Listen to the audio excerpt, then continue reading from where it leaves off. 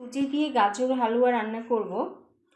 তো আমি হাফ বাটি সুজি নিয়েছি আর 4 চামচ আটা নিয়েছি, গমের আটা, অল্প কেশর নিয়েছি আর চীনা বাদাম আর বড় একটা গাজর নিয়েছি, কুচিয়ে নিয়েছি। সুজির হালুয়াটা আমি তৈরি করছি। আমি ঘি দিয়ে দিলাম,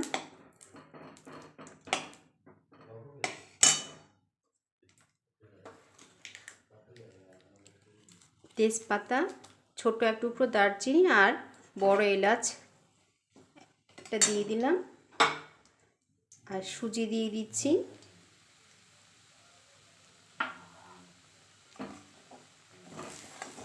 নাড়িয়ে নিচ্ছি।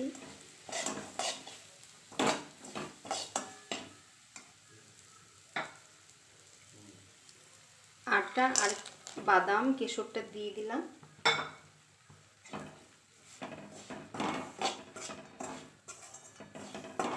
আমি ভালো করে একটু ভেজে নিই। অল্প নুন দিয়ে দিচ্ছি।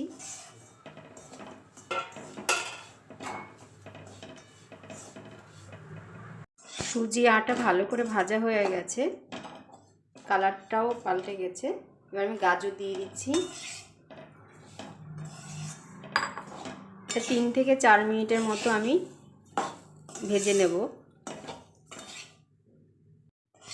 ভাজা হয়ে গেছে।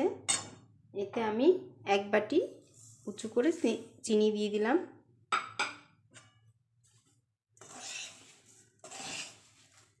এবার চিনিটা আমি 1 মিনিটের মতো নাড়িয়ে নেব। এর সাথে গলে যাওয়ার পর আমি জল দেব।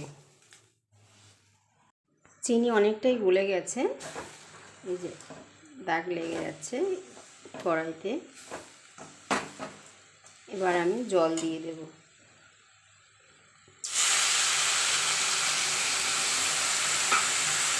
আমি 1 বাটি জল দিয়েছি।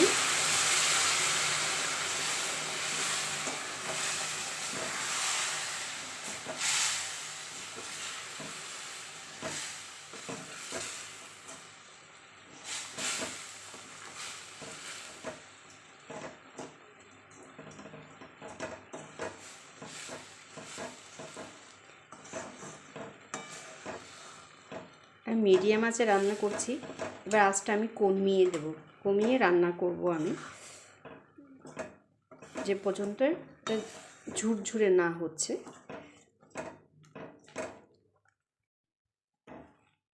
অনেকটা সেদ্ধ হয়ে এসছে।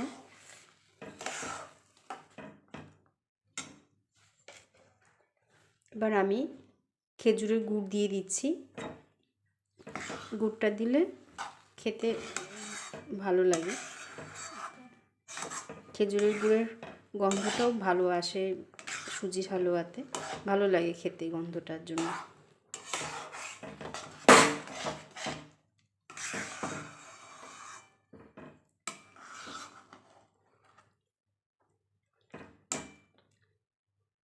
পাঁচ মিনিট আমি রান্না করব গুড়টা গলে যাওয়া পর্যন্ত। আরও 1 চামচ আমি ঘি দিয়ে দিলাম।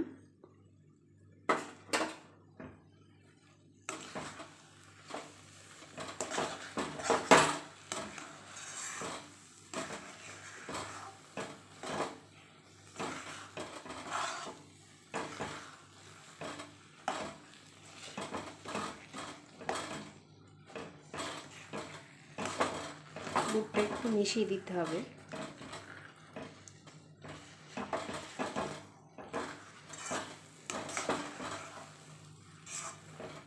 এভাবে আমি আরও কিছুক্ষণ রান্না করব।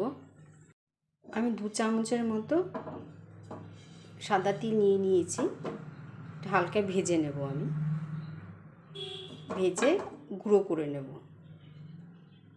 সুজির হালুয়ার সাথে দিতে ভালো লাগে খেতে। সুজি গাজরের হালুয়া রান্না হয়ে গেছে।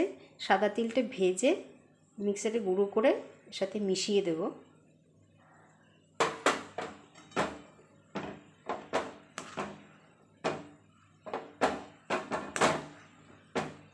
পুরোপুরি মেশাবো না, হালকা করে মিশিয়ে দেব। খাওয়ার সময় মুখে পড়লে ভালো লাগে। সুজি গাজরের হালুয়া রান্না হয়ে গেল। এভাবে রান্না করলে খেতে ভালো লাগে।